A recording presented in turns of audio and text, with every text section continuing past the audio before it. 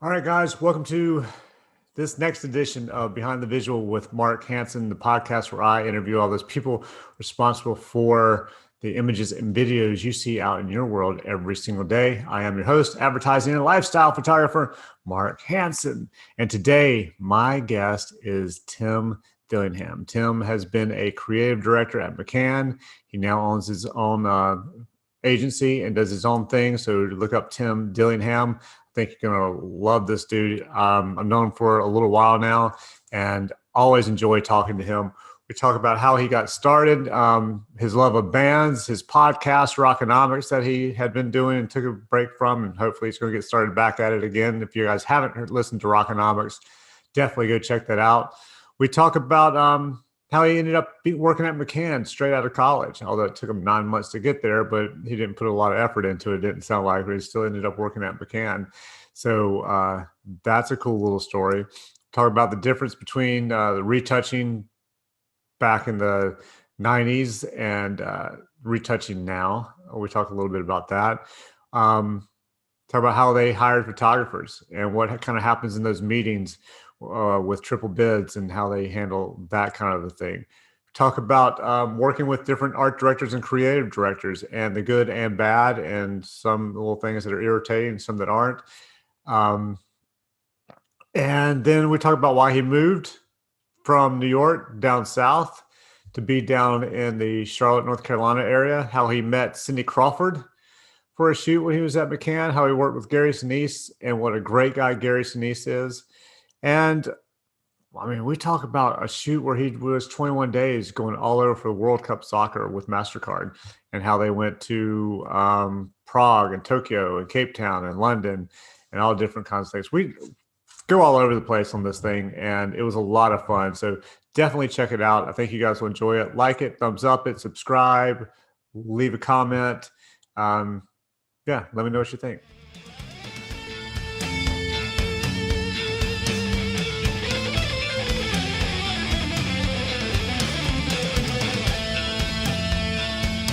I've been wanting to get you on here, but I think I asked you. I'm not positive, but I thought I'd asked you when I first started doing it. You're like, yeah, I don't think you really care about having me on here. Yeah, so, I mean, you insinuated, and I just kind of I pushed it off as long as I could. Yeah. I figured I'd give it a while, and I was like, all right, it's been a year or so. I'm going to ask again. Maybe he'll give in this time. But yeah, where'd you grow up? I grew up in Cortland, New York, which growing up, we always called it upstate New York. But once I moved to New York City, upstate meant like Westchester. So it was basically central New York, right near Syracuse. Okay. Right in the snow belt. Oh, fun. So you like cold? No. I mean, it's funny when you grow up with it, all your life, and then you get a taste of, the South where we are now. It's like, oh my gosh, like it's, I don't even want to go skiing anymore. Yeah, my dad was like, he built a house in the mountains, and all he wanted my whole life, at least from right before college, was to have a house in the mountains. So he finally just got one built, finally got to a point where he can move into it. And he's 75, 76 years old, something like that now. No desire to be up there unless it's the summer. And he's up there right now. He's like, it's cold. It's like 50 degrees up here. It's cold. I don't know why I did this. And my stepmother, all of a sudden, she wanted to sell it before it was even finished being built. And now all of a sudden, she's just like, let's move here. And my dad's like, it's just too cold. Because they live in Hilton Head now all the time. Oh, yeah. So they moved to Hilton Head. So that's where they live. So he got used to that weather down there. And it's like, yeah, I'm not interested in the cold anymore. Yeah, it was just, I mean, Mother's Day just snowed a little bit up in my hometown. And it's, my mother's like, it's out, that's, par for the course. But it makes you appreciate, I mean, spring is definitely an awakening. I bet it is. When you've endured winter for that long, it's like, the change of seasons is something to be, it's dude, yeah. I was gonna say celebrate, but it's just like with that, you've earned it. Yeah, I don't even like going into the city, into New York City, like during the winter. I try to avoid that if I possibly can, because going around those buildings, having that wind hit you, and yeah, I'm not a fan of cold. All right. So you grew up, so you went to Syracuse, right? I did. And what was your major there? Funny enough, it was advertising design. I think it was ad design. I think that's exactly um, it. I was in the art school, the visual performing arts, and I grew up loving, I love music, and along with music is the album covers and the logos. So Yeah. it was kind of like, which is I guess graphic design's that first thing that attracts you. Like, I want to do the logos. Who does the logos? Yeah. And I don't even really remember how I went from that to advertising. The conceptual part of it, but yeah, that's where I ended Were you up. drawing a lot, like drawing album covers and that kind of thing when you were younger? Yeah. And my dad was actually he was a really good artist in the sense that he could copy anything. And he had a bunch of drawings. He was in, I think he did he wasn't 4 years in the Navy. I forget how he did it so briefly, but he had all these drawings of soldiers and stuff that he did, but he would copy, so he was good, so that I always had that around the house, and, grew up in the days before cell phones. So that was an activity to keep you busy. And, I was a decent artist and a terrible student. So that was kind of my way. I saw my path. Right. I used to do that. I used to sit in class and copy like album covers or logos, band logos. One time I was in math class, and I think I spent the entire class drawing the wolf on the cover of the Dawkins Back for the Attack album. There's a wolf on there. So I sat there and just drew it in my notes or something, and I had to turn them in. And when the teacher gave them back, she was like, "Nice picture." So that's all I did the whole time in class. Yeah. Yeah. The days of the notebooks covered in, logos. Does that still exist? Does, Drake and, Billie Eilish have, do they have definitive logos anymore? Yeah. I don't know. I don't have a clue. I mean, all we had was that, that album, it's like one piece of artwork, and I know, again, these days with social media, it's probably a lot harder to manage your brand when you've got, so much out there. Yeah, I don't know how they do it. Back in the day, it was like one album per year, and, a couple photos in Circus, Hit Parader, and Rolling Stone. Yeah, I always wanted to be a photographer for Circus. Oh, yeah. Yeah. That's why I started. I wanted to be a photographer and shoot for Circus Mag. And my dad was like, "How are you going to do that?" And I was like, "I don't know. I was trying to figure it out." He's like, "You got to go to school." Do you remember who took most of the pictures in that? Was that like Mark Weiss and Neil Zlower? Yeah, Neil Zlozauer, Mark Weiss. Yeah, those guys. Yeah, maybe some. Who was it? There's Ross Halfin. Ross Halfin, that's another big one. Yeah, because I'm supposed to have him on my podcast, and he backed out because he said he wanted to put it off for a little while longer until he, I don't know, had something to talk about. Because I think he really just wanted to go back to Egypt because he was spending time in Egypt recently. Yeah, it's funny. I still have a bunch of circus magazines. Do you really? I used to have a lot. It's funny. I saved all my Rolling Stones. I had a Rolling Stones since from like 1985. And this is living in New York City in a 225 square foot apartment. And it just dawned on me, like, why do I have all these? And they came out with a disc that had every issue on it. And then every issue, I think, is now online. So I eventually got, pared everything down, but I still saved like 4 or 5 issues that were just like, either someone on the cover or one was older than the other. Yeah, I love that magazine. That's cool though. Nothing like that coming in the mailbox. Yeah, when it was really big too. It wasn't just that, it was bigger than the average magazine. Yeah. Yeah. So hey, I was going to ask you this later, but so all of that, did that whole love of music thing, I'm guessing that's what had you start with with your podcast that you had for a while, Rockonomics was. Yeah, for sure. Yeah. Was that mostly because you wanted to meet these musicians and then talk about how they made their money, or was it just to give you something to do? I mean, it was because it's a genius. A little bit. I mean, it was just, it's funny, the move, moving from New York City down to outside of Charlotte, that was when I started listening to podcasts. Like, I had an hour drive in, whereas in the city, I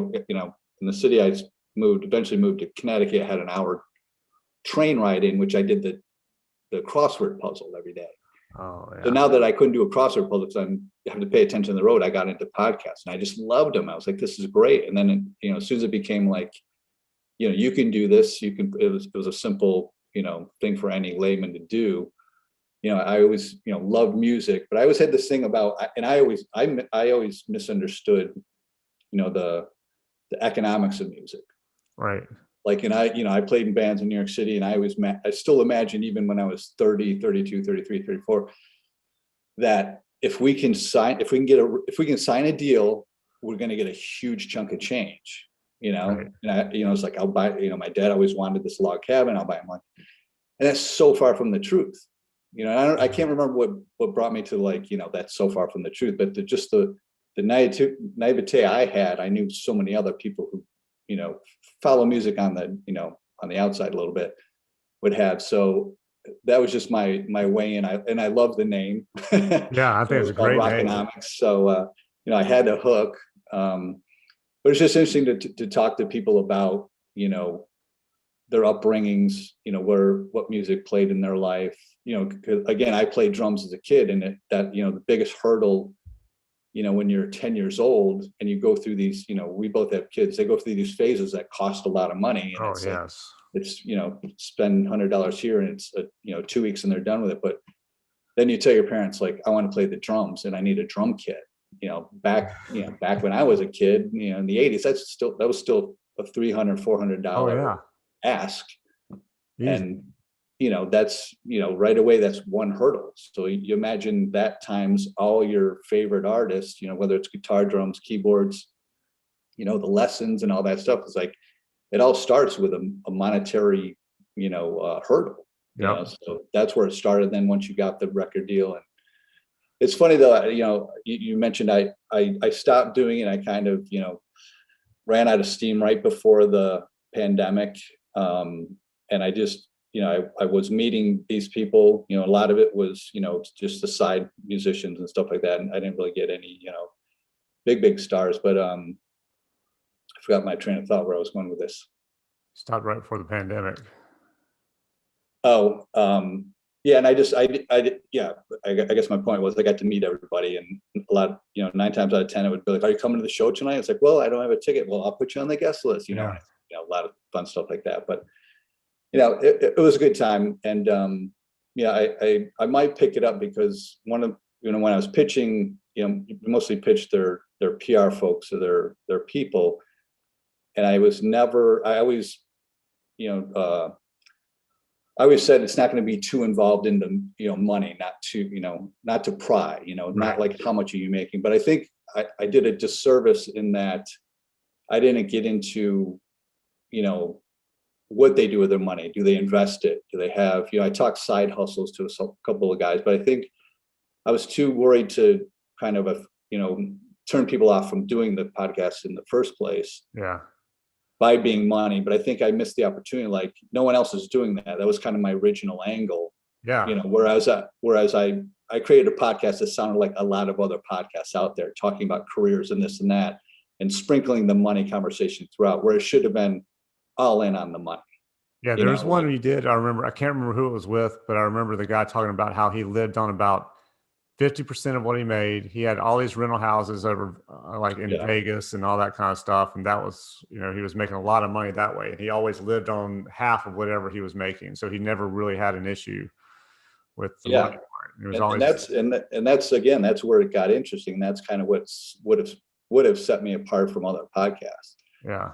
But I think I was such a fan of other podcasts. You get into, like, you know, where'd you get started, or on this, you know, working with this producer, what was this like? And it's like, it had nothing to do with rockonomics, you know? Right.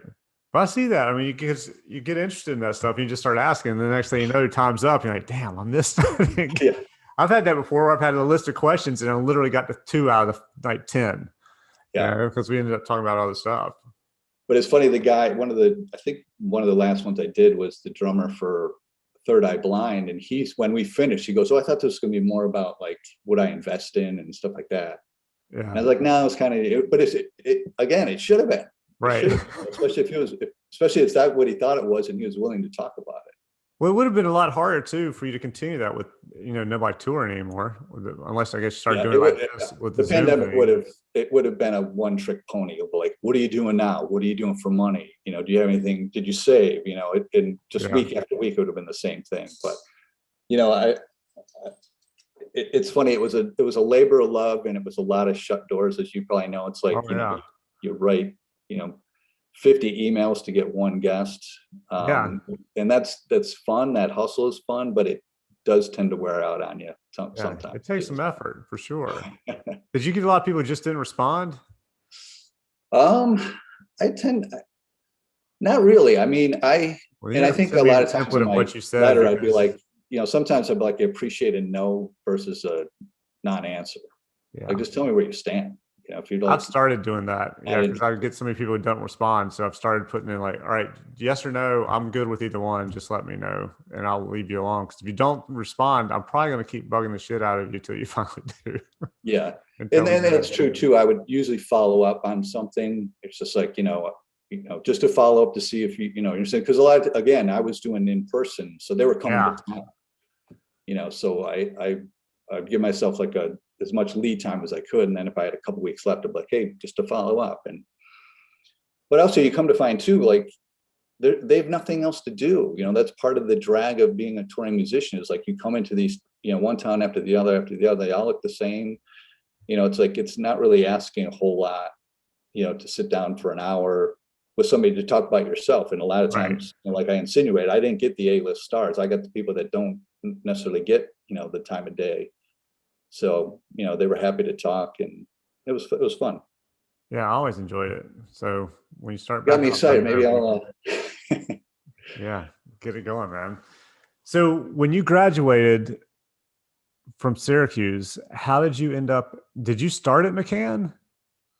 I did. How the hell did you make that happen?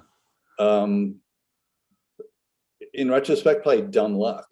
Yeah. It was because it took me 9 months to get that job. And it wasn't like it took me 9 months to get that job, hammering away interviewing. It was just like, I think I stopped by there once or twice, and back then you had physical portfolios. Yeah. Drop off your book. It was drop off your book, pick it up. It wasn't even drop off your book and talk to somebody. Oh, really? So it was drop off your book, pick it up. And I think I did that twice in 9 months. And then I'm sitting home in Cortland, New York, and my phone rings, and it's the recruiter from McCann, and they said, we'd like to interview you. We remember seeing your book. So, I mean, to their credit, they earmark the ones they might be interested in. And then it was go down interview, and they made me an offer. I interviewed with like 3 or 4 different people, and that day got an offer. And then it was like, well, I got to go back home. I can start in like a week. Yeah. Damn. That's pretty cool though. That's a big agency to get for your first job. Did you start off as art director? Yeah, junior art director. Yeah. And part of that path too, like, these are lessons learned, is, I wish I had that 21, 22-year-old mentality of, being stubborn. And I just went to 4 years for college for this, because there were a couple opportunities to work what they used to call the bullpen. And the bullpen was the people that was doing the mechanicals, like all the print ads where you would do a mechanical for all the presentations. They had these, I think if I remember correctly, stat rooms where you blow up posters of your storyboards and stuff. So if you worked in the bullpen, it was like your entry level job to kind of see how the sausage gets made, and then you work your way up to junior art director. Right. And I was like, I got student loans to pay. Again, I did 4 years of this, so luckily, my stubbornness paid off. But I think in retrospect, you want that. You kind of want that start in the mailroom aspect to kind of learn, from the very ground up. Yeah. Because to their credit, to McCann's credit, they were like, as soon as you were in it, they gave you assignments, they gave you print ads, they gave you, every opportunity, to do something. Oh, that's cool. But just some of the technical stuff, I wish I was more, could be sharper on. Yeah. Probably would help knowing it, I guess. Then you could helps you on your end a little bit. Yeah. I can see that. Do you remember your first day there? what that was like? Kinda. I mean, it was funny because they, they had this, the agency was very law office-like. Like it had big, heavy oak doors. Everyone Really? had an office. Everyone had an office with the door that could close and could lock. Really? Yeah. Wow. And, they put all the juniors in one end of the agency. And, I just Do you have an remember, office? yeah. Wow. I had an office, and we had an office. We shared, like, we had 2 secretaries outside our door, so each secretary probably had like 4 juniors to. Oh, wow. Damn. But I met my first partner at the time was William Gellner, he was an executive creative director at 180 LA and BBH, and he's got he's a rock star in the industry. But I met him and all the other juniors, and I take credit for, we put up a sign, like I said, they put all the juniors in the one end of the building, so we put a sign as you entered called Shantytown. All right, that's cool. And that became a thing. Like it's like, oh, it's go down the hall, right, past Shantytown. That's where all the But it was fun. I mean, it was great that they grouped us all together. It was very, there's a lot of camaraderie between all the everybody there. That's cool. Time. So any like real backstabbing competition kind of stuff? Not at all. Not at all. Not really. It's just, it's funny that they, like when I talk about camaraderie, we had a new hire probably, after a year into my stay. We had a new hire, a writer, and he was the friendliest guy you'll ever meet. I mean, he was like the human, he was like a dog in human form. He was just so friendly. But I remember me personally, I was like, I was kind of taken aback because I was like, new guy, he's ruining the chemistry. Not ruining the chemistry, but it's right. Like, new shiny object coming into existing thing. It didn't last long because, like I said, he could smooth over, he could win over a dictator who was so nice, and but it just goes to show how much, what a tight unit we were, and that was only me, I'm sure, my own personality. Everyone else was like, oh my God, the first day I loved him. And I loved him the first day too, but I just felt like, that resistance to change. Yeah, I can see that. New guy coming in, like, oh, you're gonna screw up this whole thing. You got a good thing going here. Yeah, I get that. And I think my wife does too. I think when she hires somebody new, she's like, are they going to fit in with everybody? Are they going to ruin this whole thing we got going? Or are they going to fit in and everything's going to be good? So yeah, I could see that happening for sure. What was your first big job where you were the lead creative on it? And were you nervous? Yeah, like did you have a campaign and you're like the lead creative for that or something like that? No, not really. I think our first big kind of victory, I would say, was we had Coca-Cola at the time, and that was the heartbeat of McCann. Like they did everything to keep it happy, this and that. And there was a big, turnover between leadership in McCann, where they hired, a new creative director to run Coke. And, it wasn't controversial, but it was big news at the time. And again, we're a bunch of juniors, and there's a big Christmas ad that needs to be done. And I think, I did an ad with a guy I'm normally not a partner with, but we worked on it together, and it made the meeting. And I could just tell, like, it made the meeting, but it was like, long story short, it got produced. But it's one of those ads, we weren't in the meeting. Everyone goes down to Atlanta to present, all the big wigs. But it's got to be one of those boards that the client was like, well, what about it's called Sunbloom Center. It's like, what about Sunbloom Center? They were probably like, oh, and we've got these other, all these other, but we could tell like nobody wanted to produce the thing. Internally, it was probably brought to be the straw dog.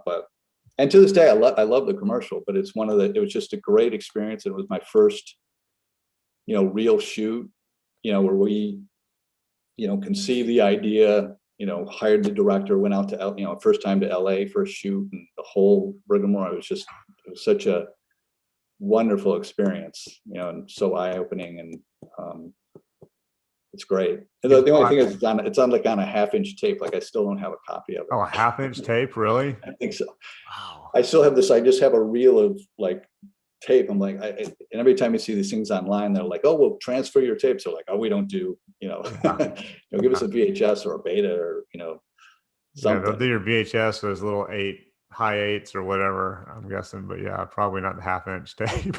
Right. Yeah, but it's funny. It's somebody, I did see it. Somebody did send it to me on YouTube, but it's a really, really poor quality. But but it's fun. Like I said.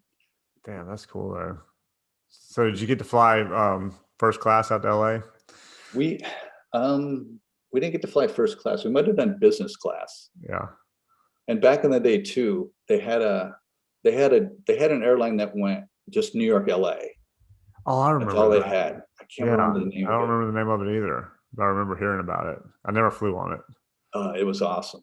And it's talk about star sightings. Like that's what the celebrities took. If they weren't on a private jet, they take the one airline that just goes New York, LA. Because every time you stepped on that flight, you'd like just walk through first class. You'd be like, oh my gosh, there's and there's wow. And there's. Yeah. No, I never did that. And I never flew on the Concorde. I'd like to have done that. That would have been cool. Yeah, me neither. I have a couple of bosses that did that. Damn. Yeah. But that thing's really small. Have you ever seen it? No. It looks really cramped. I think actually they had one on the Intrepid Museum in New York, the aircraft carrier. Oh, really? But it looks really cramped inside. It's expensive as hell, wasn't it? Yeah. Yeah, it wasn't cheap, but I guess if you need to get to London quick or need to get to New York quick, it's the way to go. So how long did it take for you to go from junior art director to creative director? Not long, because there's a catch in that. And that was, so I was at McCann for 3 years. And then I went to DMB&B for, I like to say, a cup of coffee. I went to DMB&B, no offense to anybody who's ever worked there, and even McCann at the time didn't have the best reputation. DMB&B didn't have the greatest reputation, but I was in a place where I needed to make more money. Yeah. And a couple of friends of mine went over and then, kind of got me the interview, and I got hired. And I remember it was just the philosophy of you can't get a new job without having a job.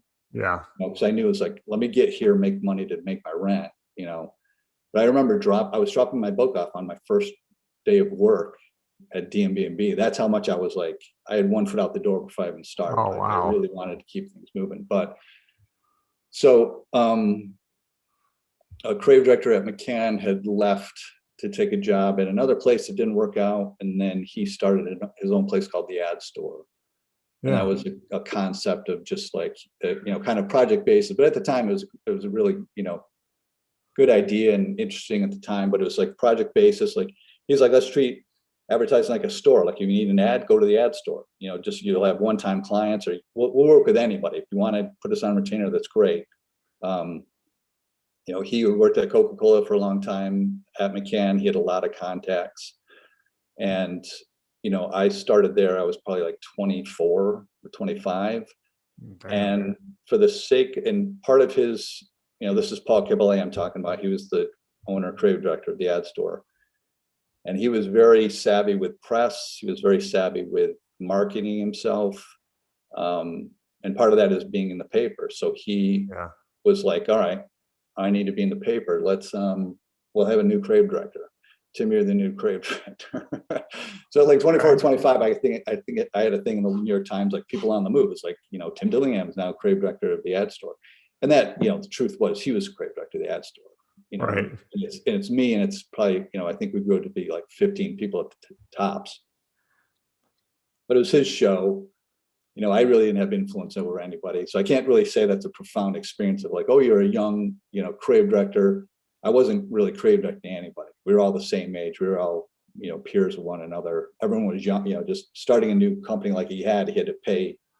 He couldn't pay, top talent. So we were all young and, learning the business as we went. So did that help you when you went back to McCann? No. No. No, because I mean, time lapsed too between, I did that so I was there for a couple of years. And then I went freelance for quite a number of years. And that was in the 90s, and, the economy was really, really good, and freelance market was really good. And so I did that, and I actually started freelancing at McCann. All right. And they had me, I mean, it was like long-term freelance. I mean, I'd be there for 6 months at a time. Wow. And then, and they'd ask, and they had a whole stable of, freelancers. They had, like tremendous people, to this day, like David Angelo, who's got his own place. A number of guys that are like A-list commercial directors now. Everyone was freelance, and they kept asking people to come on full time. It's just like the freelancers had it so great. The pay was great and the freedom was great. So everyone's like, no. And I think it wasn't until it might have been actually after 9/11 that it's like, all right, the writing's on the wall. It's like things are going to go downhill fast economically. And I was like, please give me the offer. At that point, I was like, give me the offer. I didn't ask for it. Like, hey, you still need, but I was like, please give me the offer. And they did finally. Were like, it was almost like, here's your last chance. Like, we're going to give you the offer. If you don't take it, it's probably not going to come for, ever. Yeah. It was a great time. So I was like, yeah, let's put a ring on it, as they say. So what was the offer? I mean, what was the position? Was it art director? Just a vice president, creative director. Which is funny because you know how many VPs there are in the world today. Yeah, I was talking to Pebble Go over at BBDO, and she's a vice president creative director. And I was like, so what changed when you went from creative director to VP creative director? What changed? She goes, nothing. Yeah. Really. She goes, there's a thing on Nightline like some extra little perk, but it was really nothing. Yeah, I think the VP became a big joke because I think it was Nightline or some news program did a little piece on VPs, and it was just like that, like most Americans in business in middle management are given the VP title, and middle management has a joke of being like, you're in charge of nothing. So. Well, I noticed it, and I've heard it at Bank of America, like everybody's a VP, it seems like. And then while I was shooting for Lowe's, I was doing like headshots for Lowe's probably every 3 months or something like that. And we were shooting the VPs. And every 3 months I was doing 1 to 2 days of shooting VPs. And they were always different every time until about 2 years later. Then you start rolling over and seeing some of the same people again. But it would take 2 years when we were shooting probably 8 to 10 people a day, something like that. And they were all VPs. And you would do that, like I said, say 10 days a year or something for multiple times. I mean, it's funny if you think, I mean, to go down that rabbit hole, it's like, what does the structure of the, VP and whatever you get up to executive, like what's the purpose? Like, is it just to pacify people? Like, I never really cared at the time. Like, I kind of knew my role. I was always, I pretty much always just been an art director, no matter what my title has been. Right.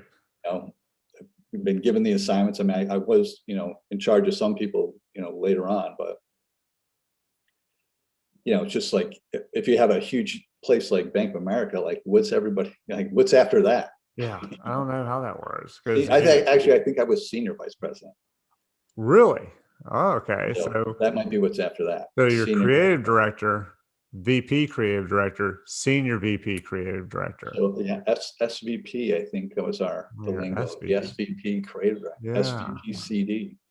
Wow. Okay. So when you get to VP creative director, SVP creative director, how much power do you have on, say, who's the photographer, who's the director, that kind of thing? Do you have more than normal? Do you stay out of it and let everybody else pick it, and then you go or narrow it down to 2 people and you go, yeah, that one's better? Or how's that work? I mean, in my experience, it's you have all the power you've always had. Like, even going back to, my first TV spot. Yeah. It's like whoever created the ad, powwow with the producer you're assigned to, get a stable of, photographers, directors that you think suit your needs, and then just hash it out between you guys. And there's always an executive creative director that you have to kind of go to and say, this is what we're thinking, and this is why we're thinking it. And 9 times out of 10, they're like, oh yeah, for sure. Right. So you would come up with, say, if you're doing a triple bid, you've come down to your 3 top directors or 3 top photographers or whatever, and then you take those to the client. Yeah. And then the client makes the final decision. Do you tweak that? That's what I want to know. Do you, when you go into those meetings, do you have one that you want to use and you go, here are 3, let's start with this one, and then here's the next one, here's the next one. What do you think? I mean, I think we always went in with our point of view, like present them all, present the and even I don't think it ever came down to price. Like a client was like, well, let's save, save 25 grand with this guy. It was always, these guys are all, all 3 are in the same ballpark. We like all 3 for this reason, but we want Mark because of this, and this. Yeah, or we recommend Mark because of this, and this. Yeah, or we'll say we had a great, when you get to have, your calls, it's like, he was great on the phone. He seems to get it. We feel most comfortable with him. Right. Yeah. Because I was wondering how that works when you actually get into the meeting with the client. If you give so this is the photographer. We like this one because blah, blah, blah. And they've done this and this. And you spend 10 minutes on that one. Then you spend 3 minutes on the next 2. And then they're okay, now make your decision. Well, that might be part of your pre-sell, but you're doing that with the notion of you're setting your guy up, you're setting your favorite up. Right. Yeah. Yeah. That's kind of what I figured. But it's funny. It's funny that you bring that up, because I haven't had to do that in a long time, just because I'm doing different things. But I know it's got to be crushingly frustrating for you, but it's also frustrating for us too, because it's always that if there's a better way to, I guess triple bidding was always a way to just keep everyone in step, that no one's out charging more or doing this and that. But we should know that. We should know that as professionals. It's almost like going with your best foot forward. And if that doesn't work, then go back, and rethink it, versus the triple bid just so I don't know, it seems so outdated. And it's so it's just not a good way to, and that's part of your industry, even whether you're a photographer or a director. It's just gotta be so frustrating. Well, it's part of it, and I understand it. The part where it becomes annoying is when you get the feeling, or you've done it a couple of times before, so at this point that you're the 3rd bid, and that they just needed another person to be in there.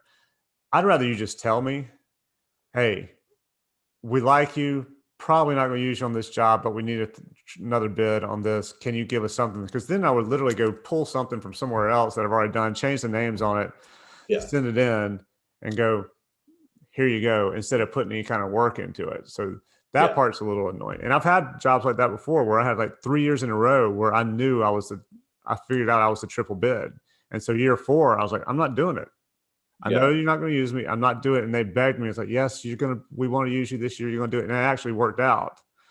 But I mean, it took, and literally that year, I just took the one from last year, changed the date on it, and sent it in.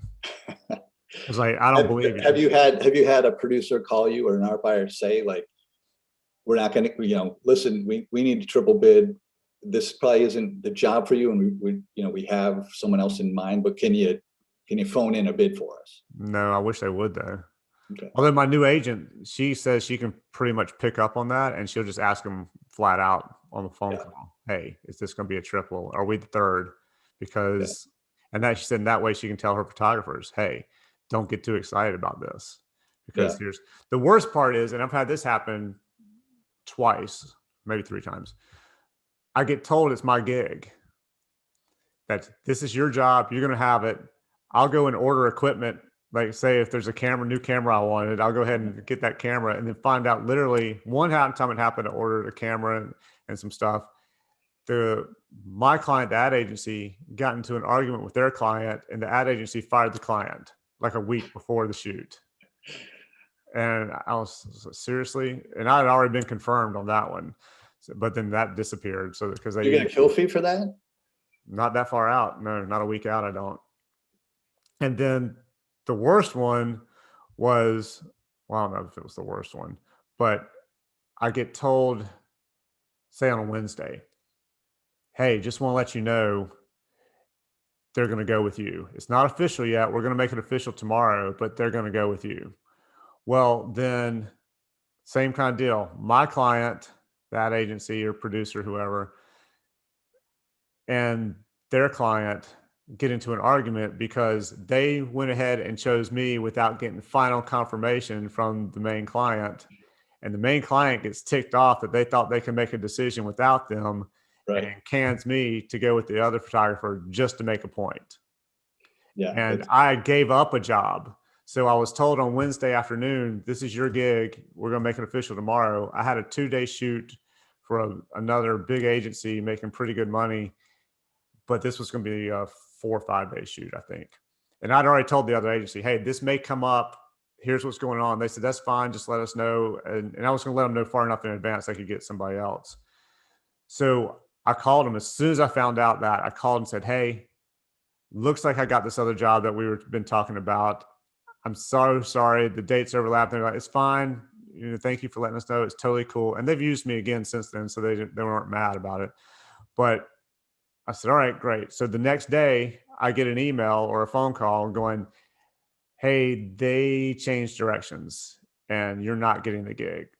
So then I called the agency back that I'd canceled on. I was like, hey, and like, oh, we already found somebody. Sorry. And I was like, and then we can't go back and switch it again because we've already told the client. So yeah, that one hurt. Did the agency that canceled on you, did they make it up to you? Did they at least give you a I've good shopped job? from them since then. Yeah. You what?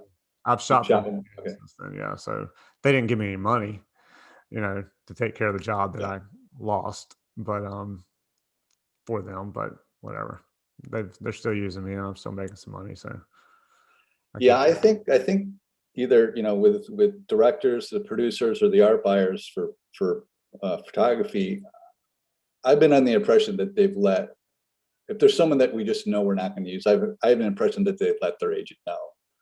Like, we need you to pad out we need you to pad out the bid to make it free. And again, like you said, I think they appreciate it and they can be like, okay, good. I got one right here. Yeah, that's the best. Yeah, I would much rather hear that than make you think. The other thing I hate is when they make you think it's your job, that you've already got it, basically, and they don't tell you that they're triple bidding it, but they talk to you as if this is your gig. You're the only person we're talking to. You're going to have it. And then you find out that they were triple bidding it the whole entire time. Right. Yeah, I'd rather hear, we need you to estimate this. We've got to, we're triple bidding it out, or there's another, or at least tell me there's another photographer in the mix. That I like, because then that it's not, you don't start thinking, all right, I got this gig. I need to make sure these dates are available. Let me make sure assistants are available or whatever you're doing. So, right. Well, let me ask you this while we're on this dynamic of, agency photographer relationship. What do art directors like myself, what drives you nuts? Like, you must have the full gamut of, like, the guys that can't stay off of being behind your shoulder, telling you what to do, or you're just not getting what they're telling you to envision. Like, what are some of the stories you have for that?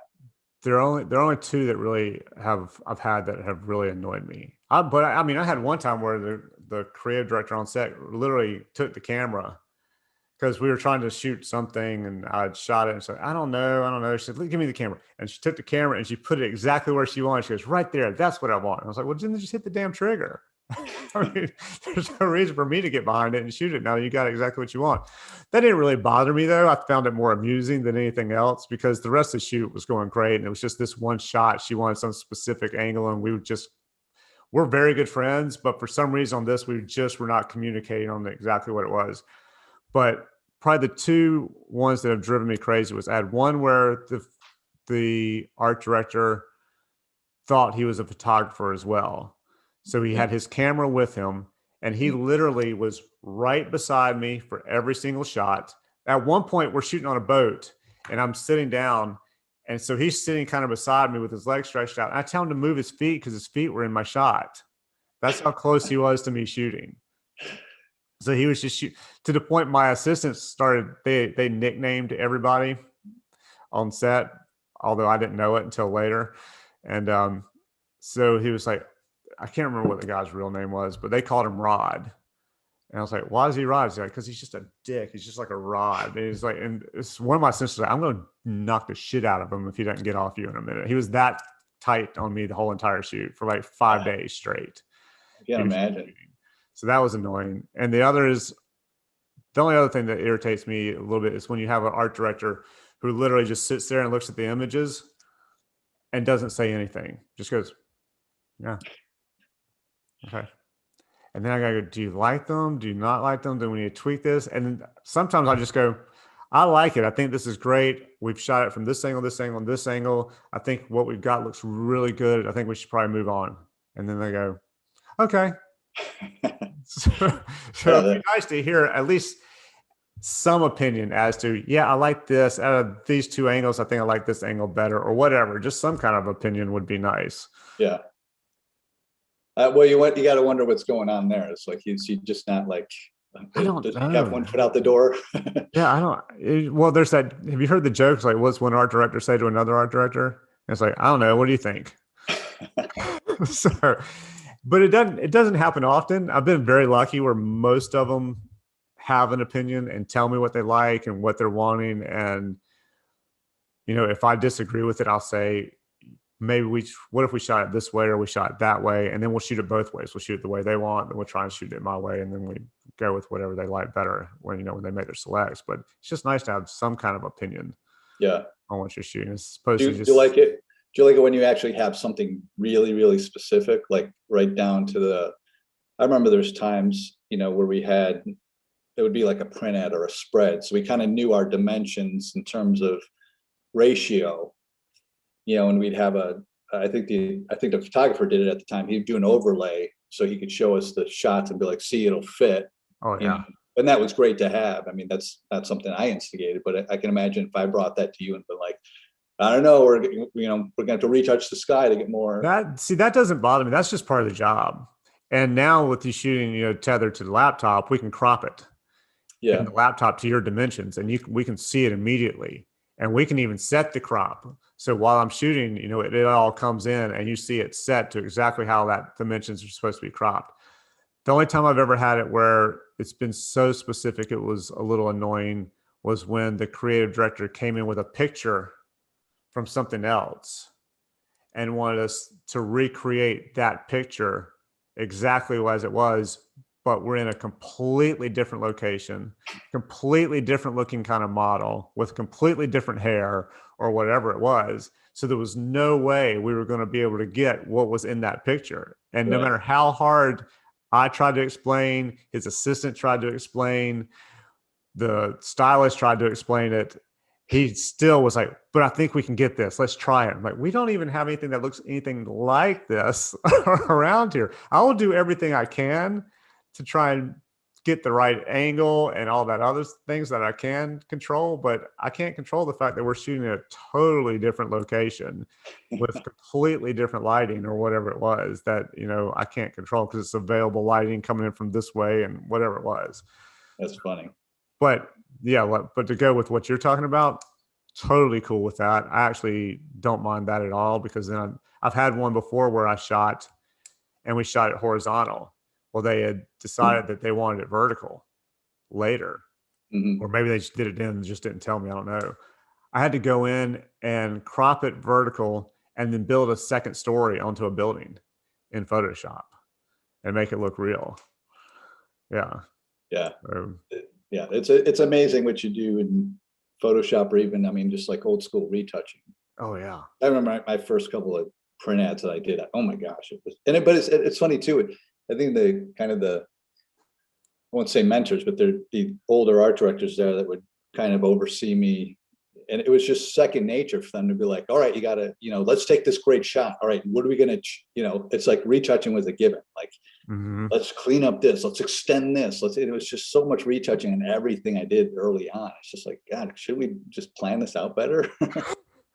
I still have art director. Well, I've had in the past art directors like, we can touch that out. We can Photoshop that out. And it's literally something like a hair. I was like, we can fix it right now. And it'll be a lot easier than having to go in and Photoshop it out. We don't have to worry about like, oh, we can fix it in Photoshop. Like we Yeah. can. We It's can funny, as I moved on, I was kind of like, let's do as little retouching as possible. yeah. You know, I prefer that. just I mean, I get that there are times where you have to have it, but if you can fix it in camera, why not fix it in camera yeah. and then worry about retouching? So it's less you have to retouch. Just makes sense to me. Yeah, for sure. So what brought you from McCann down south? Work-life balance. Yeah. That's basically it. I mean, McCann was, and it's funny because, when I first started McCann, it was, the work-life balance I had was great. But we weren't a well-known agency for winning awards. McCann's always been big. They've always had MasterCard. MasterCard's always been a great campaign, and they'd have spots of greatness. But just the culture was changing, and I'm not, this is not a criticism of it. It was just, what was happening. Yeah.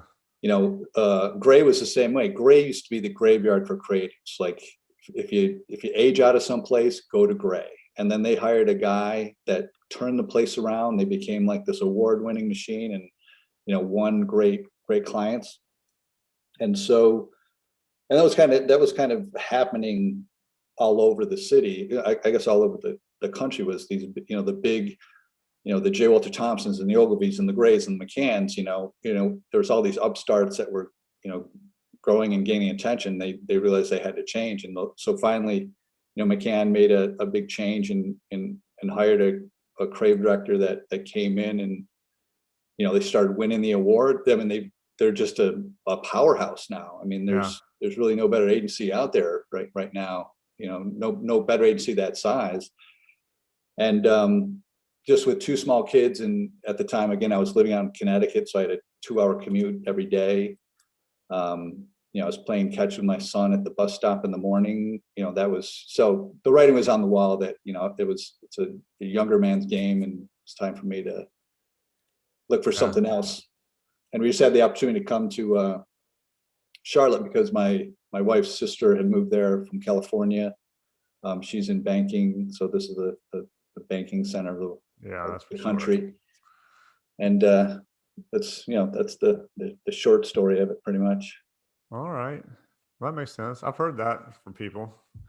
I mean, there's one, I mean, I was in a martial arts class years ago, and the guy was like, who's from Charlotte? And it's like me and some other dude raised their hand. And it was like, who's from New York? And like everybody else in the class raised their hand. Well, it's funny, but moving down here, it's the first thing I noticed. Like nobody's from here. Yeah. Nobody's from Charlotte. Yeah, they're very, I mean, I've lived here since 3rd grade, right? Summer before 3rd grade. And I moved from Raleigh. Okay. So I've been in North Carolina. I was born in North Carolina. But yeah, so I've pretty much been here all my life, just about at this point. Yeah. But yeah, there's so many people. It's like, I think we trade off because I met a lot of people in New York who are from North Carolina.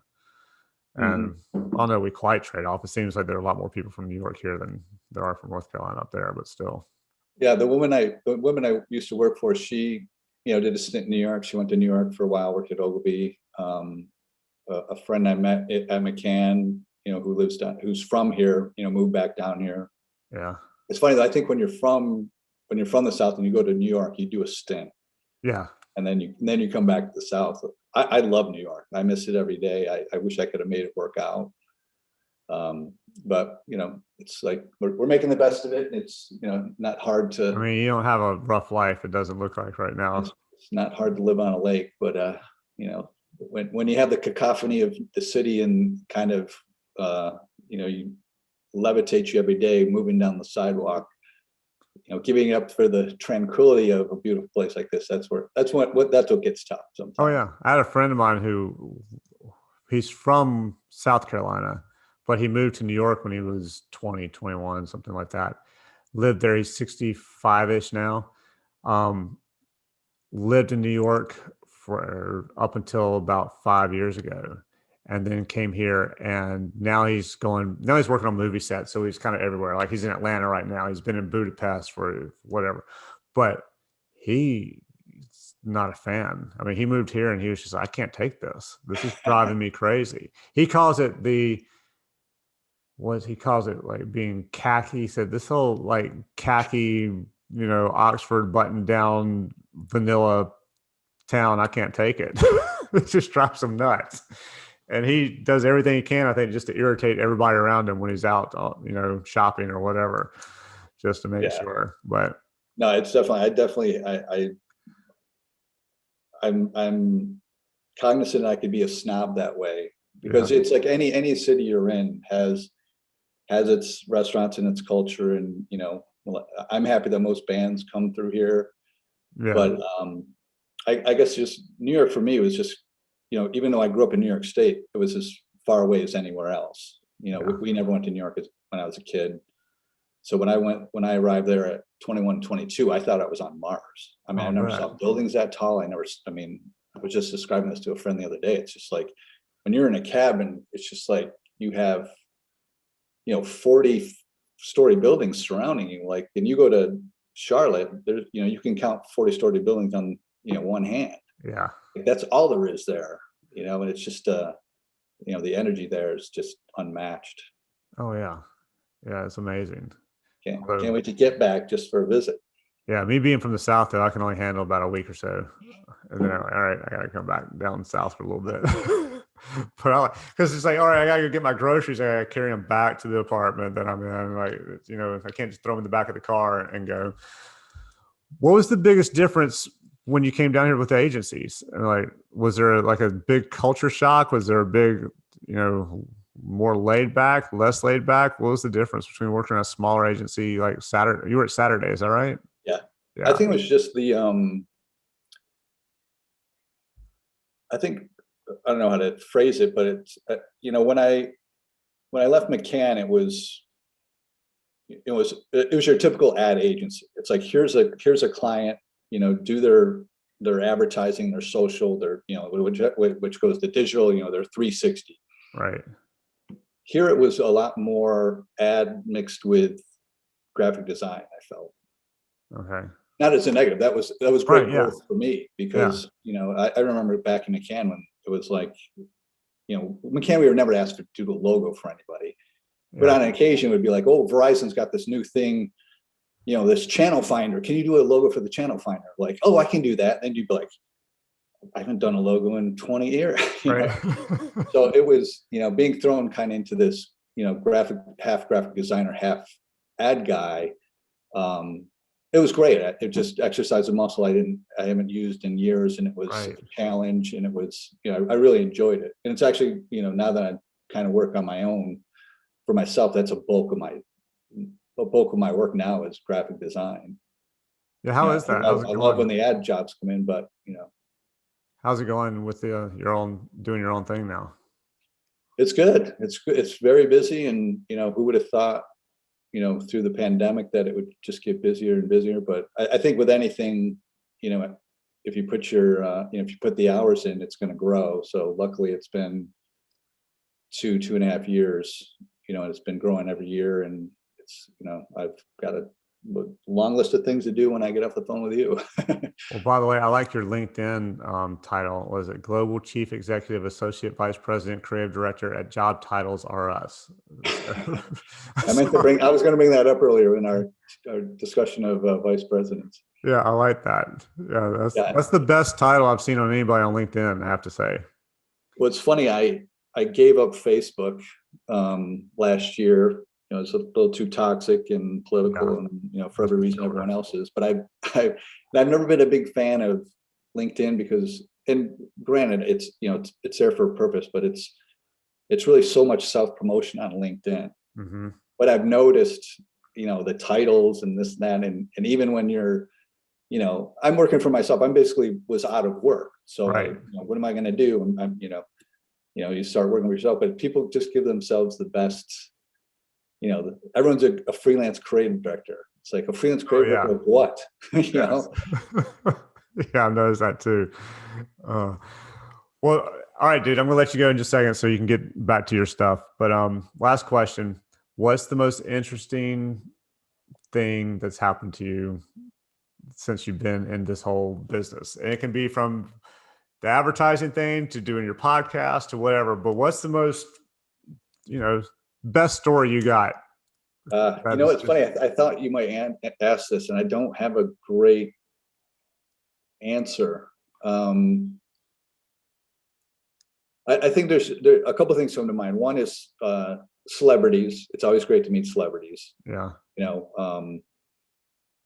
I met Cindy Crawford, and actually I didn't meet Gary. It's funny. Gary Sinise did the voiceover for the U.S. Army, which we had as an account, and it's great to hear someone like that. And we used to pipe him in, so I never met him face to face, but he was such a nice guy, and he would always compliment us for it's like you see a soldier walk through the airport, you say thank you for your service. He was essentially doing that to us, like thank you for providing a service for the people who give us real service. So small stuff like that. But traveling the world was great. Where'd you get to go? Pretty much. I mean, I'll tell you where I didn't get to go. Yeah. I always wanted to go to Australia or New Zealand. Oh yeah. New Zealand. Never had that happen, but we had a great trip for the MasterCard World Cup soccer, and we had to make it look like it was happening all over the world. So we went to Prague, Tokyo, Cape Town, South Africa, and I think there's 4 places. London, maybe. But it literally took us around the world. But the path we took, we ended up in Tokyo, and then we came back around over LA back to New York. So we did go around the world, but it was just stuff like that. And we worked at, Nomura was a great director, and, great crew. And it was 21 days, being away, and, stuff like that. It was a lot of fun. That's cool. Damn. I'm trying to think of anything else. I mean, definitely, there's a lot of highlights, but not one great story. What was the Cindy Crawford thing for?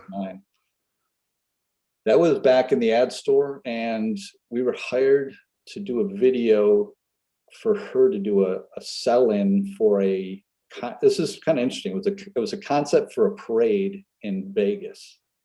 So if you think of the Rose Bowl parade, right, it's always midday, floats and this and that. And their concept was, let's do that in Vegas at night, so we can take advantage of light shows and this and that. And so we'll reinvent the parade, like someone's never seen it before. So she had a script to read, so we just had to videotape her, reading kind of the pitch of the thing.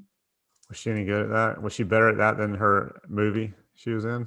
I'm trying to think of, she must have been doing House of Style at the time. She was pretty good, because I remember when she first came on House of Style, how stiff she was. Yeah.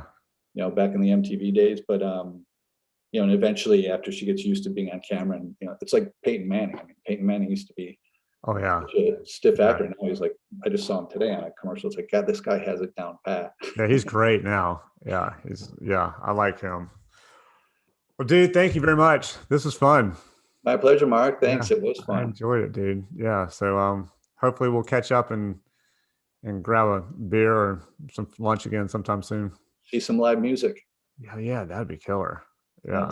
It's coming, I think, in the fall. Yeah. A friend of mine the other day texted me, it's like, Firehouse is coming in June. They're from here. My brother went to see him, and he said, hey, this was years ago. He said, hey, I'm going to go see Firehouse tonight. And he said, you want me to hold up a sign, tell them that they still owe you $200? I was like, I don't even remember what they owe me $200 for, but if you can get it out of them. And then he texted me back later than that. He goes, I don't think so. They all just showed up, and all 4 of them got out of an accord. So I don't think we get any money. That's awesome. But yeah. All right, man. Well, thank you again. I appreciate it. All right. We'll talk soon. All right.